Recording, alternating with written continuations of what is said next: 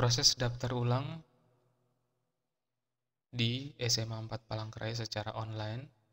Pertama, calon peserta didik mengakses halaman web sma4palangkaraya.scha.id, kemudian memilih menu PPDB, lalu pilih daftar ulang. Pengisian formulir daftar ulang yang pertama kali dilakukan adalah memilih form pendaftaran. Nah, kemudian siswa menginputkan nomor pendaftaran dan dapat juga menginputkan nama. Sebagai contoh, di sini saya akan memasukkan nomor pendaftaran, kemudian pilih tampilkan. Nanti pada halaman web ini akan menampilkan nomor pendaftaran beserta nama dan juga tempat dan tanggal lahir. Selanjutnya, calon peserta didik memilih tombol isi formulir. Kemudian, calon peserta didik mengisikan nomor NIK. Sebagai contoh, saya isi seperti ini. Nomor NIK ini disesuaikan dengan nomor induk kependudukan yang tertera pada kartu keluarga ataupun KTP. Memilih agama, kewarganegaraan di sini adalah Indonesia, kemudian anak keberapa,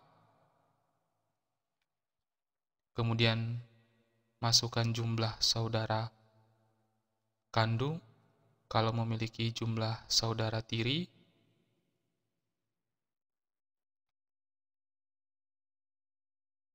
bahasa sehari-hari di rumah.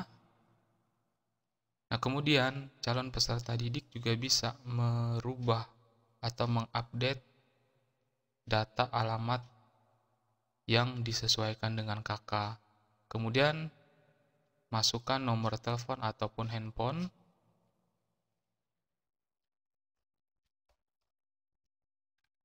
Status tempat tinggal, jarak dari rumah ke sekolah. Nah, berangkat pulang menggunakan atau kendaraan transportasi yang digunakan. Nah, kemudian di sini kita mengisikan keterangan orang tua atau wali. Yang pertama, kita mengisikan nama ayah kita, tempat tanggal lahir, kemudian pendidikan terakhir, pekerjaan, penghasilan per bulan, kemudian alamat rumah. Nah, alamat rumah ini bisa kita sesuaikan dengan alamat kita.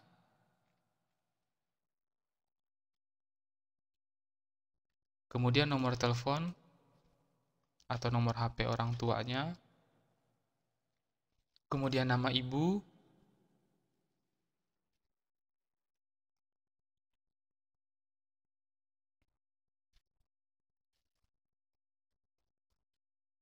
Tanggal lahir, pendidikan terakhir, pekerjaan,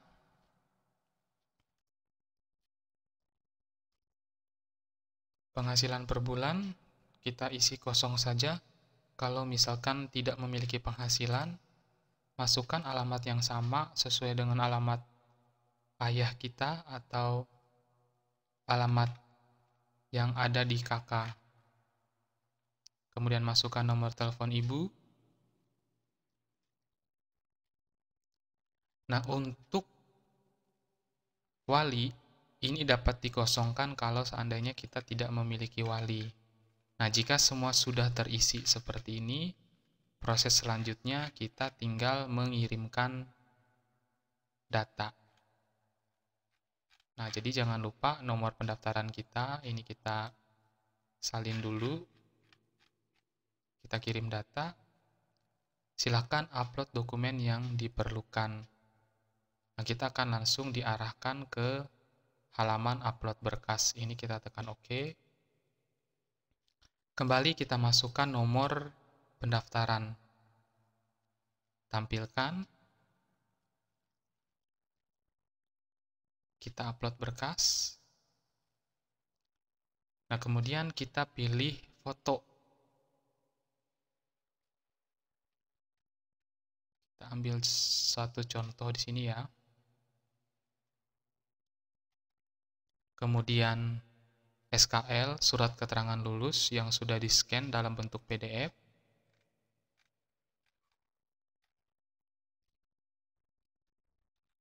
Jadi kita cari format PDF.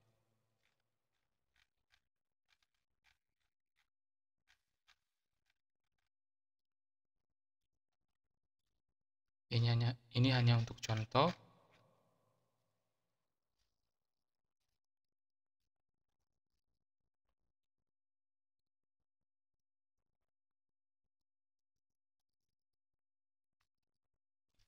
Nah, jadi tulisan yang berwarna merah ini wajib kita isi. Jadi kalau kita mendaftar melalui jalur tidak mampu, kita wajib mengupload KIP, PKH, ataupun KKS. Kemudian kalau dari jalur disabilitas, kita dapat mengupload surat keterangan dokter. Kemudian kalau dari jalur prestasi, kita dapat mengupload piagam ataupun sertifikat yang membuktikan kita sebagai seorang yang berprestasi. Dan juga kita dapat mengupload kalau misalkan kita mendaftar melalui jalur surat pindah tugas orang tua. Nah, jadi kalau sudah kita masukkan berkas-berkas ke dalam sistem seperti ini, langkah selanjutnya kita tinggal pilih upload berkas saja. Nah, silakan lanjut ke proses berikutnya. Kita tekan OK. Nah, di sini kita akan kembali mengisi formulir peminatan atau form peminatan. Kita kembali masukkan nomor pendaftaran yang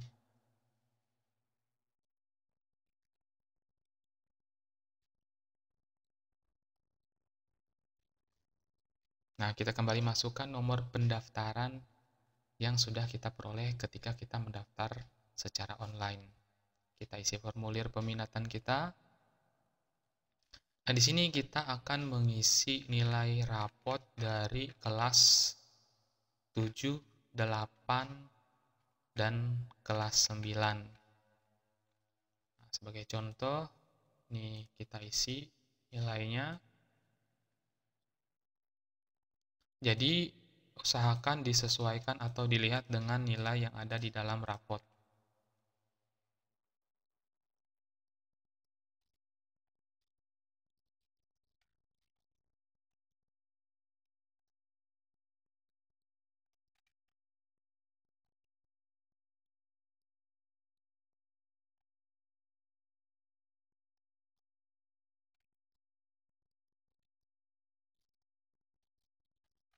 Nah, ini sudah kita isi.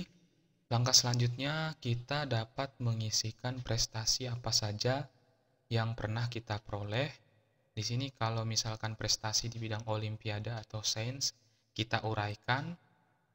Kemudian tingkat kejuaraannya, apakah di tingkat nasional, internasional, provinsi, kabupaten, ataupun kota. Jadi kalau kita tidak memiliki prestasi ini kita bisa kosongkan. Nah, kemudian untuk pilihan peminatan, kita dapat memilih dua opsi di sini ya. Misalnya kita ingin masuk ke jurusan IPA atau MIPA, kemudian kalau kita tidak mendapatkan atau tidak terseleksi di pilihan pertama, kita bisa menentukan pilihan cadangan kedua, misalnya masuk ke bahasa. Nah, ini kita bisa menentukan minat jurusan studi lanjut setelah kita lulus SMA. Seperti itu. Misalnya masuk ke UPR. Alasan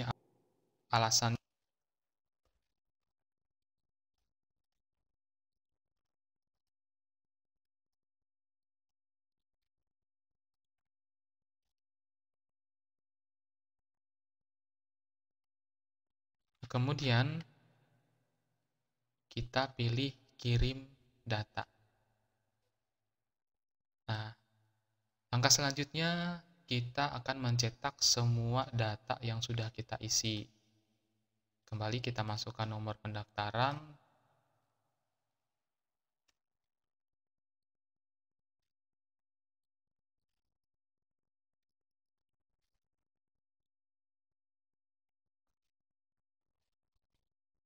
Nah, pertama kita cetak dulu bukti pendaftaran.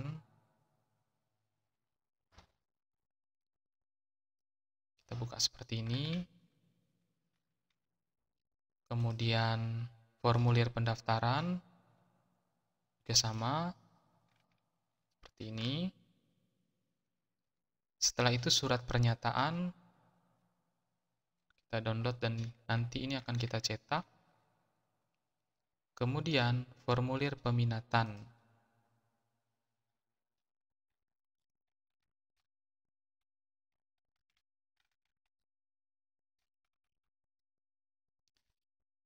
Nah, semua ini akan kita cetak dan nanti akan diberikan ke operator atau petugas verifikasi berkas. Nah, kita perlu melampirkan beberapa hal.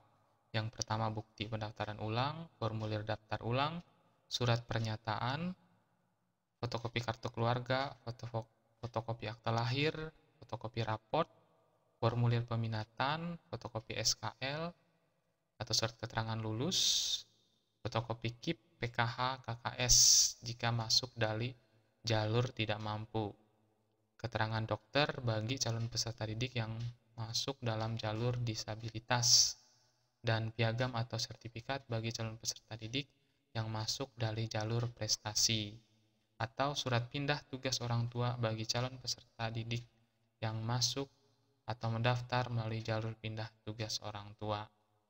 Nah, demikian seperti ini bagaimana cara daftar ulang